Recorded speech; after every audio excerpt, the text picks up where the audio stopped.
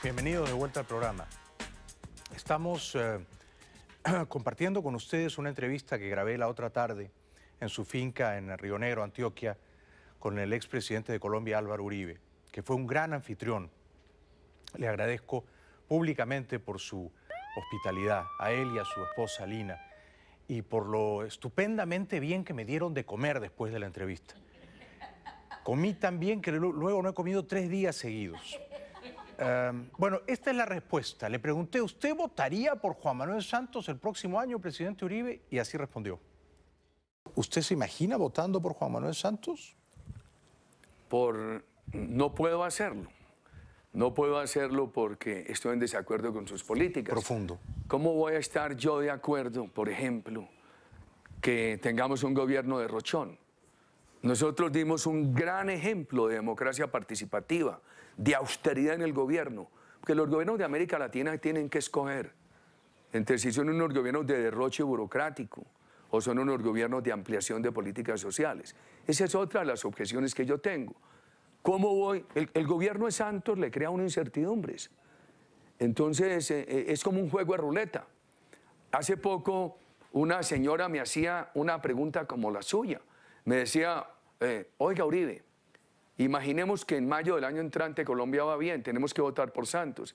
Y yo le decía, no, porque es tan incierto el rumbo político en que Juan Manuel Santos conduce a un país que un día podemos ir bien y al otro día llegar al infierno. A riesgo de ser majadero en la insistencia, no me quedó clara su respuesta. ¿Cree que él va a ser candidato a la reelección o cree que cuando ha dicho quiero continuar mis políticas está enviando una señal de que se va a inhibir y va a apoyar la candidatura del señor Vargas Lleras? Jaime, de corazón no lo sé. De corazón no lo sé.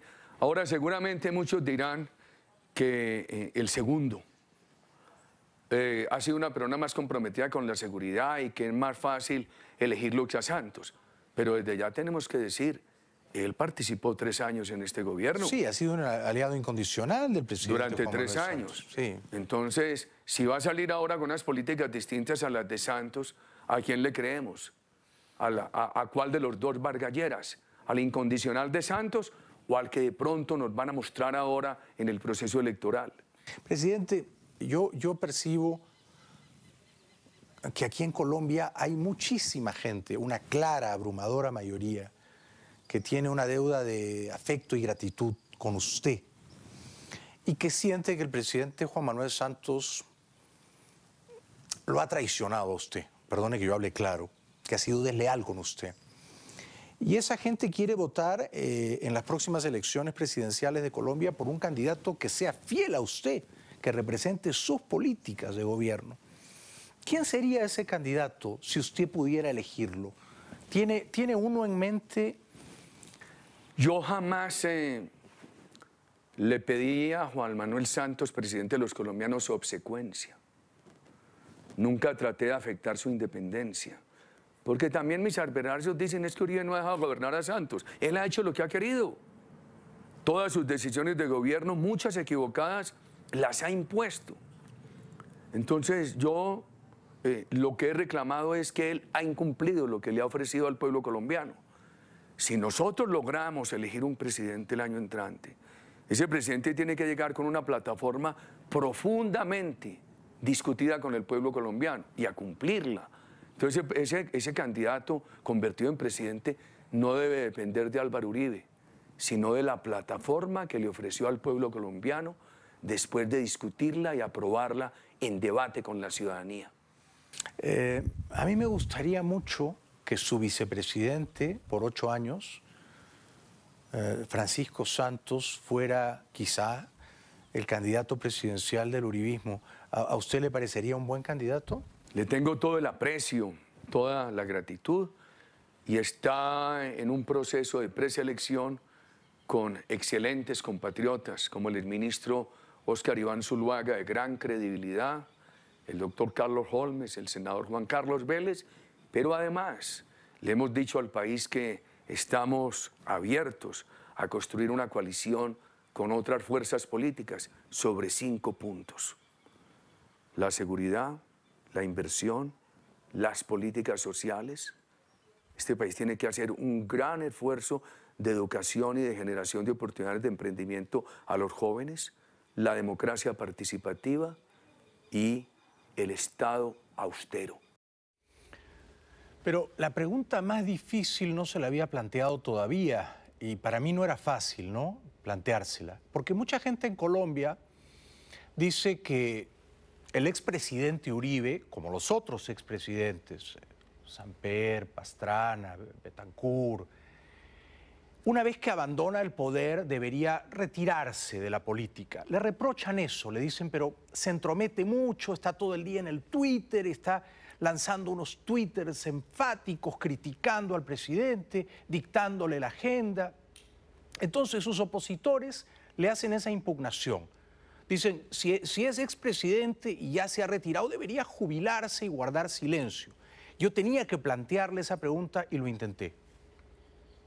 Jaime, aquí, esta tierra es de mi suegro hace 50 años y aquí vivimos nosotros hace 15 años. Yo me crié en el campo y volví al campo hace 15 años. Y yo he sido un andariego por los pueblos de Colombia.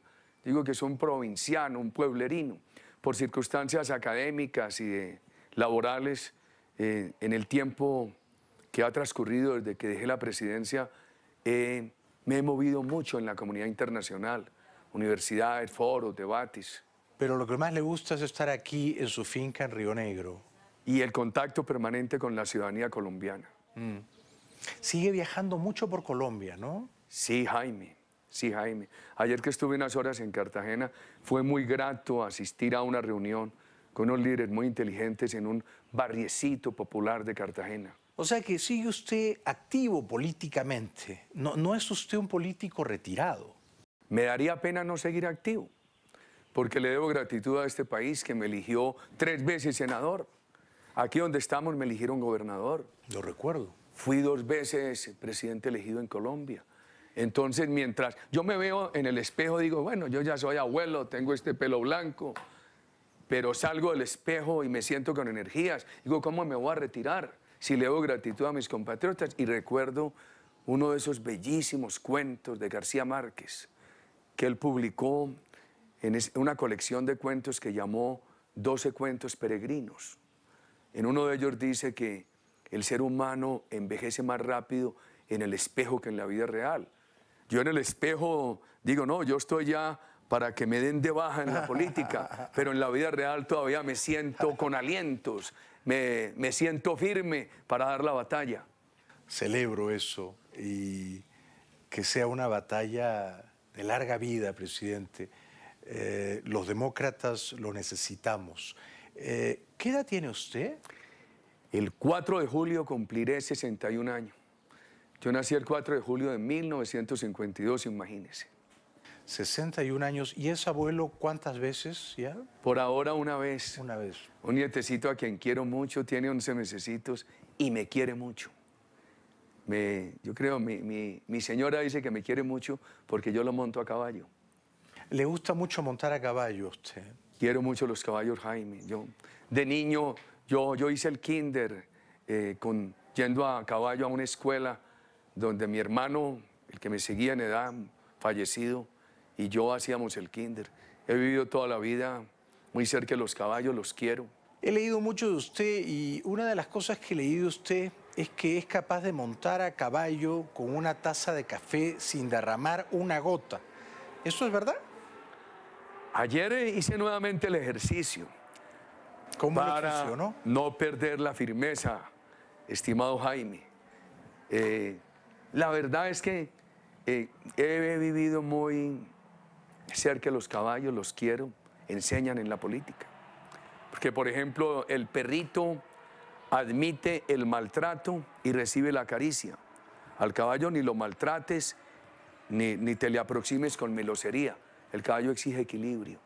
Ojalá uno pudiera tener ese mismo equilibrio en la política. Presidente, precisamente porque usted tiene ya, va a cumplir 61 años en julio, es padre, es abuelo, es expresidente, ha tenido una larga y fecunda vida política, Algunos de sus detractores, contradictores, dicen que usted debería pronunciarse menos, que usted debería tener una vida de abuelo que juega con sus nietos, que está en pantuflas y que no está sistemáticamente dando unas opiniones políticas en Twitter y participando de la agenda política de Colombia.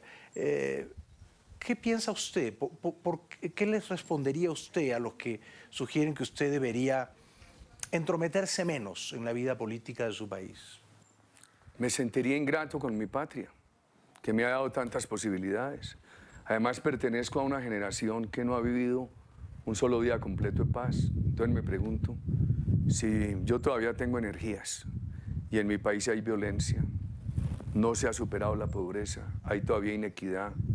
Se necesita esa pedagogía permanente sobre el balance entre la seguridad, la inversión y la política social. Se requiere promover la democracia participativa. Me preocupa que el gobierno Santos le ha cerrado el teléfono al pueblo colombiano y se lo ha abierto al terrorismo. Entonces, ¿por qué no intervenir, Jaime? ¿Por qué no intervenir, Jaime? Al menos planteé la pregunta y tenemos que ir a la publicidad y luego los apuntes finales sobre esta entrevista memorable con Álvaro Uribe en su finca en Colombia. Ya regresamos. Terminada la entrevista con el presidente Uribe, teníamos hambre y fuimos a comer. Y fue una comida estupenda, frijoles, arroz, carne molida, platanitos, chicharrones, qué delicia. Y luego me llevó a montar a caballo. Él es un gran jinete. Montó a caballo él, su hijo, su nieto de 11 meses, y no caballos cualquiera, caballos de paso fino. Y él hizo la demostración de montar a caballo dando vueltas en círculos bien cerrados con una taza de café sin que se derramara. Mañana continúa la entrevista y vamos a hablar de cosas muy importantes. Por ejemplo, los invito cordialmente a que no se pierdan la segunda parte de la entrevista con Álvaro Uribe mañana. Nos vemos mañana a la hora de siempre. Gracias por hoy. Hasta mañana. Buenas noches.